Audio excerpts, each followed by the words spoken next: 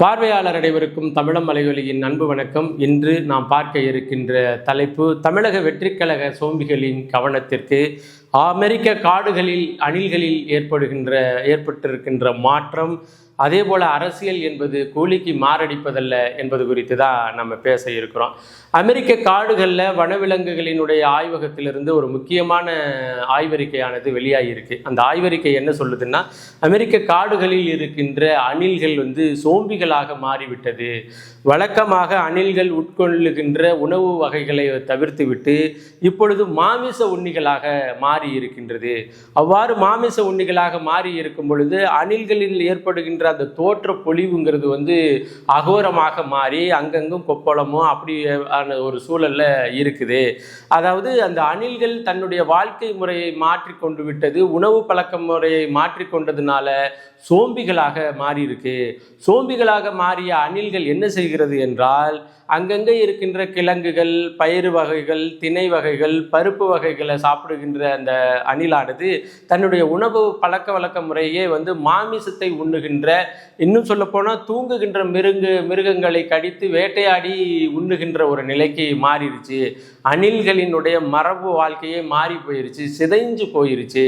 அதனால சோம்பிகளாக மாறிடுச்சு அப்படின்னு சொல்லி நாம சொல்லலை, நாம் இந்த கண்டென்ட்டுக்காக பேசுகிறோம் அப்படின்னு நீங்கள் நினைக்க வேண்டியதில்லை.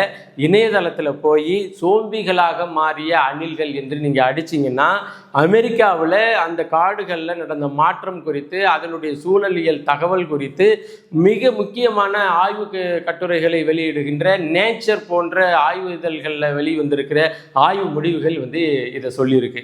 அமெரிக்காவில் ஒரு பக்கம் அப்படி இருக்குன்னா, இது என்னடா அணில்கள் சோம்பிகளாக மாறின கதையை பற்றி நீங்கள் பேசுகிறீங்க, இங்கே தமிழ்நாட்டில் அணில்களே மனிதர்களாக மாறி, அப்படி மனிதர்களாக மாறின அணில்கள் மறுபடியும் சோம்பிகளாக மாறி திரிகிறது அப்படிங்கிற நிலையை தான் நம்மளால பார்க்க முடிகிறது. தமிழக வெற்றிக்கழகம் என்கின்ற ஒரு கட்சி உதயமாகிறது. அது உதயமாகும் பொழுது அவருடைய அரசியல் வருகையை நாம் தமிழர் கட்சி வரவேற்றது, பாராட்டுச்சு. இதெல்லாம் உண்மைதான். தமிழக வெற்றிக்கழகம் தன்னுடைய கொள்கையாக சில கொள்கைகளை பிரகடனம் செய்து, அந்த கொள்கையானது முற்றிலுமாக இந்த மண்ணுக்கும் இந்த மக்களுக்கும் ஏற்றுக்கொள்ள முடியாத கொள்கையாக படுத்தப்பட்ட அந்த நிலையிலிருந்து கொள்கை அளவில், நீ கொள்கைன்னு சொல்றியே, இது ஒரு பூமுட்டையாக இருக்க, அந்த அளவில் அந்த கட்சி மீதான விமர்சனத்தை நாம் தமிழர் கட்சி வைத்து கொண்டே வருகிறது. இதை தாண்டி விஜய் தனிப்பட்ட முறையில் அவர் எப்படின்னு, அல்லது அவர் இந்த பழக்கம் உள்ளவர் அப்படின்னு சொல்லியோ, அல்லது தமிழக வெற்றி கழகத்தினுடைய மாவட்ட செயலாளர், மாநில ஒருங்கிணைப்பாளர்கள் அப்படி இப்படின்னு என்று அதாவது தனி மனிதர்களின் மீதான விமர்சனம் எதையும் நாம் தமிழர் கட்சி தமிழக வெற்றி கழகத்தின் மீது வைக்கல. ஆனால் பாருங்க, இந்த 2வது மாநில மாநாடு முடிஞ்ச பிறகு, அந்த மாநாடு குறித்து தன்னுடைய கருத்துரைகள் எல்லாம் பதிவு செய்த பிறகு, எதிர்த்தளத்தில் செய்தியாளர்கள் கேட்ட கேள்விக்கு அண்ணன் சீமான் போன்றவர்கள் பதில் சொன்ன பிறகு, இணையதளம் முழுமைக்கும் சோம்பிகளாக மாறி என்ன செய்கிறோம்னே தெரியாம வேலைகளை செய்துக்கிட்டு இருக்கிறாங்க. இது உண்மையிலேயே ஒரு பொதுத்தளத்தில் தமிழக வெற்றி கழகம் அப்படின்னு பேச்சு, ஐயோ இவனோட பேசலாமா வச்சுக்கலாமா, இவன் எது கடிச்சு வச்சிருவானோ அப்படிங்கிற ஒரு பயத்தோட அணுகுகின்ற ஒரு முறையை தான் நம்மளால பார்க்க முடிகிறது. அது வெகு சீக்கிரமாக, அதாவது 4-5 நாட்களாக இந்த வேலை தொடர்ந்து கொண்டு இருக்கின்றது. அந்த வகையில் அந்த அணில்கள் மனிதனாக மாறி, மனிதன் சோம்பியாக மாறி, சோம்பி தமிழக வெற்றி கழகத்தில் இருக்கின்ற தற்குறிகளாக மாறி இருக்கின்ற அந்த சூழல்ல ஒரு புது தற்குறி தன்னை அடையாளப்படுத்தி கொண்டு தெரியுது. அந்த தற்குறியினுடைய பேர் தான் புழு சட்டை மாறன் அப்படிங்கிறவர் தான். நீங்க பார்த்தீங்கன்னா, அதாவது நீங்கள் பாட்டெழுதி பரிசில் வாங்குகிற புலவர்கள் மத்தியில் பாட்டில் குறை கண்டுபிடிச்சி பரிசில் வாங்குகிற புலவர் அப்படிங்கிற மாதிரி புழுசட்ட மாறன் அப்படின்னு சொல்லக்கூடிய சினிமா விமர்சகத்தை செய்கின்ற யூடியூப் சேனலால் இந்த சமுதாயம் பெருசாக பார்க்க ஆரம்பிச்சிருச்சு. எப்போ பார்க்க ஆரம்பிச்சிச்சுன்னா, எப்பொழுதுமே இந்த சமுதாயத்திற்கு ஒரு நோய் என்னென்னா, ஒரு விஜய் படம் வருது, விஜய் படத்தை ஆதரித்து பேசுகின்றவர்கள் மத்தியில் அதில் ஏதாச்சும் கிரிட்டிசைஸ் பண்ணுவாங்களான்னு சொல்லிட்டு விஜய்க்கு எதிர்த்தளத்தில் இருக்கின்றவர்கள்லாம் பார்த்துக்க. அதுபோல இந்த சினிமா துறையில் இருக்கின்ற ஒவ்வொருத்தரும் எல்லாருமே அந்த புழு சட்டை மாறனுடைய அந்த யூடியூப் சேனலை பார்க்க அந்த ஆள் என்ன பண்ணிட்டா, நம்ம உலக மகா ஞானி, நாம் சொல்கிறது தான் வேதம், நாம் யாரை வேணாலும் எப்படி வேணாலும் விமர்சிக்கலாம் அப்படிங்கிற தோணியில் நான் என்ன சொல்கிறேன், இந்த விகடனில் வந்து பாரதி ராஜா எவ்வளோ பெரிய காவியங்களை படமாக கொடுத்த பாரதி ராஜா கூட இந்த விகடனில் 100க்கு 100 மார்க் வந்து யார் போடுவா, எந்த படத்துக்கு போடுவா, அதை நான் சாவரத்துக்குள்ளே பார்க்கணும் அப்படின்னெல்லாம் விகடன் மேடையிலேயே பாரதி ராஜா அவர்கள் பேசுனதெல்லாம் நம்மளால் கேட்க முடிஞ்சது. அது மாதிரி புளு சட்டை மாறன் வந்து என்ன பேசுவார், எப்படி பேசுவார் அப்படிங்கிற ஒரு சூழலில் ஒரு குறிப்பிட்ட அளவில் வந்து விமர்சனம் வந்து எப்படி மாறுதுன்னா, அந்த படம் ஓடக்கூடாது, அந்த படம் ஓடாமல் இருக்கிறதுக்கு உனக்கு நான் வந்து கொஞ்சம் காசு தரேன், நீ பேசிவிடு, எதையாச்சும் பேசிவிடு, படத்தை பார்த்து பேசிவிடு அல்லது பார்க்காம கூட பேசிவிடு, ஆனால் அந்த படம் நல்லா இல்லைன்னு பேசிவிடு அப்படின்னு சொல்லி காசு வாங்கிறது. அதன் பிறகு இங்கிட்டு ஒன்றுமே இல்லாத ஒரு படமாக இருக்கட்டும், அதில் வந்து இந்த படம் ஓடியே ஆகணும், கொஞ்சம் பேசிவிடு, ஏன்னா புளு சட்டை மாறன் பேசுகிறாரு, இதில் வந்து அவரே வந்து நல்லா இருக்குன்னு சொல்லிட்டாரு அப்படின்னு சில இந்த சோம்பிகள் மாதிரியான ஆட்கள் போய் பார்க்க அந்த ஆள் வந்து தன்னை ஒரு உலகமகா ஞானின்னு தன்னையே நினைத்து கொண்டு வேலைகள்லாம் செய்ய ஆரம்பிச்சு ஒவ்வொருத்தரை, அதாவது புளு சட்டை மாறன் வந்து விமர்சிக்காத ஒரே ஆள் யாருன்னா புளு சட்டை மாறன் மட்டும்தான். மீது எல்லா ஆளையும் விமர்சிக்கக்கூடியவர். அவர் சமீப காலமாக தமிழக வெற்றி கழகத்தினுடைய பக்கத்தில் நின்றுட்டு அண்ணன் சீமான் அவர்கள் மீது விமர்சனத்தை வைத்து கொண்டிருக்கிறாரு. நாம் என்ன சொல்கிறோம், நீ வைக்கிறது ஒரு சாதாரண திரைப்பட விமர்சனம் இல்லை, இங்கே வந்து ரீலில் கதாநாயகனாக மாறி அந்த கதாநாயகன் எழுதுகின்ற அந்த இயக்குநர்கள் எழுதுகின்ற கதைக்கு ஏற்பட நடிக்கின்ற ஒரு கதாநாயகனை பற்றி இதுவரையிலும் விமர்சிச்சுக்கிட்டு இருந்த ரைட்டு. சம உலகில் அரசியல் தளத்தில் எவரும் எட்ட முடியாத உச்சத்தை எட்டி எவரும் இழக்க முடியாத இழப்புகளை கொடுத்து இந்த அரசியல் தளத்தையே புரட்டி போட்டு வைத்திருக்கிறவர் அண்ணன் சீமான் அவர்கள்.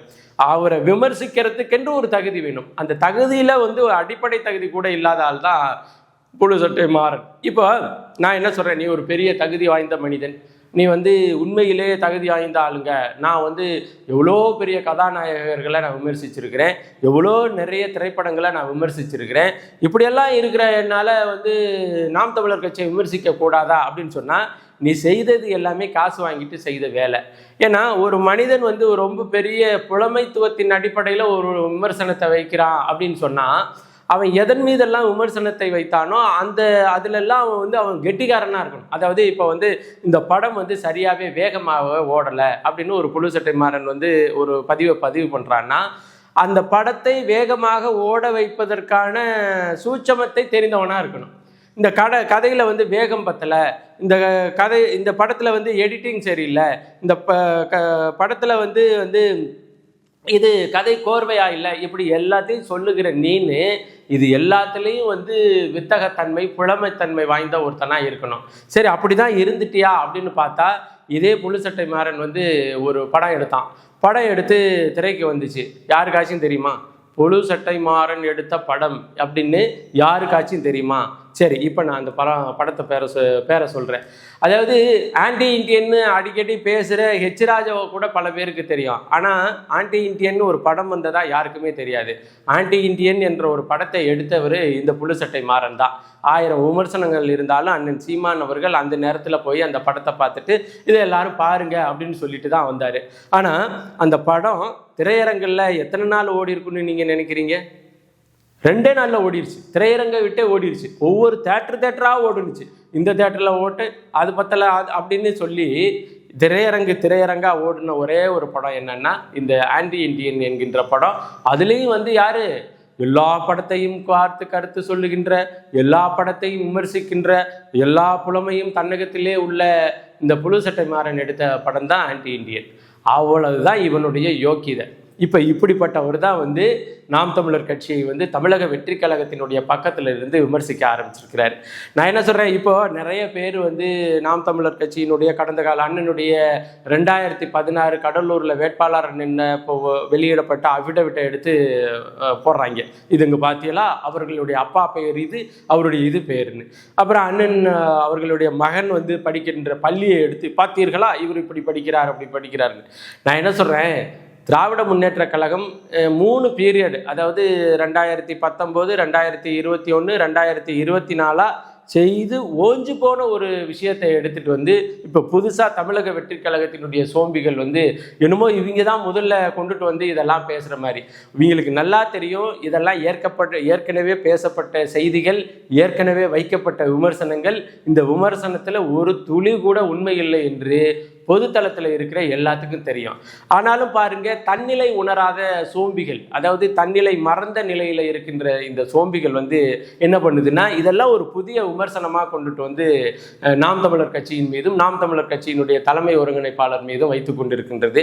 அதே போல் இப்போல்லாம் அந்த வந்திருக்கிற அந்த இணையதளத்தை பாவிக்கின்ற போக்கு, இணையதளத்தில் வந்து எளிதாக எடிட்டிங் பண்ணக்கூடிய அந்த சில செய்திகள், இதெல்லாம் பார்த்துட்டு முழு நேரமாக இவங்க என்ன பண்ணிட்டாங்க, மனநலம் இல்லாமல் பாதிக்கப்பட்டு மனநோயாளிகளாக மாறி எடிட்டிங் பண்ணி தலையை ஒட்டி அதை வெட்டி இதை வச்சு இங்கே கொண்டு போய் இது பார்த்தீங்களா இதை பார்த்தீங்களா அப்படின்னு சொல்லிட்டு முழுக்க அதாவது தமிழக வெற்றி கழகம் மாநாடு போடுது அப்படின்னா தமிழக வெற்றி கழகத்தினுடைய கொள்கை கோட்பாடை பேசணும், அல்லது டிவிக்கேன்னு டிவிக்கு வந்ததை பற்றி பேசணும், அல்லது விஜய் அவர் என்ன சொல்கிறது, மதுரை கிழக்கு விஜய், மதுரை மேற்கு விஜய், மதுரை தெற்கு விஜய், மதுரை வடக்கு விஜய், திருமங்கலம் விஜய் அப்படின்னு எல்லாம் பேசினார்ல, அதே போல் இவங்களே விஜய்னு பேசணும்.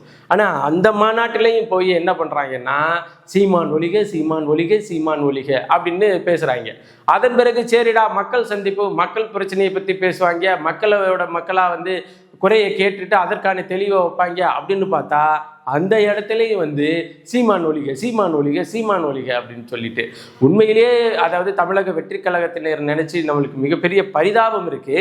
எப்படி வந்து அமெரிக்க காடுகளில் தன்னுடைய உணவு பழக்க வழக்க முறைகளை மாற்றிக்கொண்டு ஒரு சாதாரண நிலையில் இருந்த ஒரு விலங்கினம் வந்து சோம்பிகளாக மாறி இன்னைக்கு அந்த சோம்பிகளை வந்து சரிபடுத்தி மறுபடியும் காடுகளில் வந்து வைத்து அவர்களை வந்து ஒரு நல்ல பாதுகாக்கப்பட்ட பிராணிகளாக வளர்க்க வேண்டும் என்று அமெரிக்காவில் இருக்கிற வனவிலங்கு ஆய்வாளர்களுக்கு என்ன ஒரு பெரிய கரிசனம் இருக்குதோ, அதே கரிசனம் தான் தமிழ்நாட்டில் இருக்கிற தற்கூரி வெற்றி கழகத்தினுடைய பொறுப்பாளர்களாக இருக்கின்ற இணையதளத்தில் உலவுகின்றவர்கள் மீது நமக்கு இருக்குது. உண்மையிலே இவ்வளவு வந்து அறிவீனமாக நடந்துக்கிறாங்களே, இவ்வளவு பாதிக்கப்பட போகிறாங்களே, நாளைக்கு என்ன சொல்கிறது, நாளைக்கு ஒரு பெரிய ஒரு சிக்கலில் மாட்டிட்டு இவங்கெல்லாம் எழுந்திருக்கவே முடியாத ஒரு சூழலில் போயிருமே. விஜயை பற்றி இவங்களுக்கு தெரியலையே, விஜய் வந்து திரிசா வீட்டில் இருக்கிற நாய்க்குட்டிக்கு கொடுக்குற மதிப்பு கூட இவங்களுக்கு கொடுக்கலையே அப்படிங்கிறத இவங்க இன்னும் உணராமல் இருக்கிறாங்களே அப்படிங்கிற மிகப்பெரிய கவலை இருக்குது. இந்த பட்டியலில் தான் புதுசாக வந்து சேர்ந்திருக்கிறாரு நம்ம புழுசட்டை மாறன்.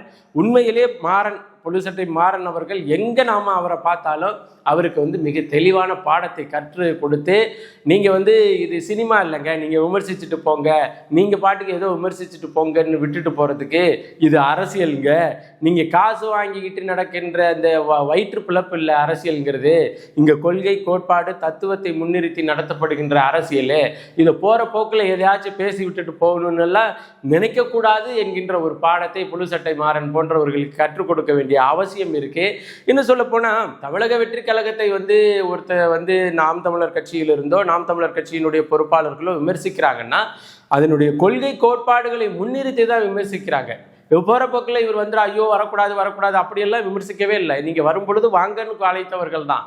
ஆனால் நீங்கள் வந்து ஆரியமும் திராவிடமும் தமிழ் தேசியமும் எனது கண்கள்னு சொல்லும் பொழுது தான் எப்பட்றா ஒருத்தர் லெஃப்ட்டுக்காக வாங்கி ஒருத்தர் ரைட்டுக்காக வாங்கி ஒரே பார்வையை பார்க்க முடியும், ரெண்டு கண்ணில் ரெண்டு காட்சி காண முடியாதே அப்படிங்கிற ஒரு பெரிய குழப்ப நிலையில் இருக்கின்ற விஜயை தெளிவுபடுத்துறதுக்கு தான் நம்ம விமர்சனத்தை வைக்கிறோமே தவிர நம்ம இந்த அரசியல் தளம்ங்கிறது வந்து நமக்கு முன்னாடி எத்தனை எதிரி வந்தாலும் அடித்து வீழ்த்தி ஏறி மிதித்து போயிட்டே இருக்கின்ற அரசியல் தளம் தான்.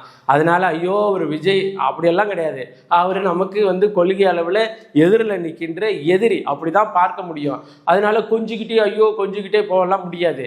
வைக்கின்ற விமர்சனத்திற்கு வைக்கின்ற தத்துவ விளக்கத்திற்கு எதிர் விளக்கத்தை வையி அல்லது எதிர் விமர்சனத்தை வையி, உன்னுடைய தத்துவம் தவறாக இருக்கு, உன்னுடைய கொள்கை தவறாக இருக்குன்னு சொல்லுகின்ற அந்த வாதத்திற்கு எதிர்வாதமாக தத்துவத்தை குறித்து கொள்கையை குறித்து பேசு. அதை விட்டுட்டு செந்தில்நாதனுக்கு வந்து தலையில முடியல அதனால என்ன அது மாதிரியான விமர்சனங்கள் தான் தொடர்ச்சியாக பார்த்தீங்கன்னா தமிழக வெற்றி கழகத்தினுடைய தரப்பில் இருக்கின்றவர்களுக்கு வைக்கின்ற விமர்சனம், உனக்கு கொள்கையே இல்லை அப்படின்னு சொன்னால் எனக்கு மயிர் இல்லை அப்படின்னு பேசிட்டு தெரியுறாங்க. இதுதான் செய்தி. மறுபடியும் இந்த சோம்பிகளை திருத்த வேண்டிய பொறுப்பும் கடமையும் நமக்கு இருக்கு. ஏன்னா நாம வாழ்கின்ற இந்த நிலம் நம்ம மனசுக்கு தகுந்த மாதிரி நம்ம வாழ்வியல் சூழலை பாதுகாக்க வேண்டிய பொறுப்பும் கடமையும் நமக்கு இருக்கு. பாதிக்கப்படாத வகையில பாதுகாக்க வேண்டிய பொறுப்பும் கடமையும் இருக்கு. இப்போ அங்கங்க சோம்பிகளாக அலைகின்றவர்களை நம்ம அப்படியே விட்டுட்டோம்னா இந்த சோம்பிகள் இன்னும் 2 சோம்பிகளை உருவாக்கும். அப்போ நாம வாழ்கின்ற சூழல் பாதிக்கப்படும். அதனால இதை சரி செய்ய வேண்டிய பொறுப்பும் கடமையும் எல்லோருக்கும் இருக்கு என்பதை பதிவு செய்து மீண்டும் ஒரு காணொளி பதிவில் இணைவோம். நன்றி, வணக்கம்.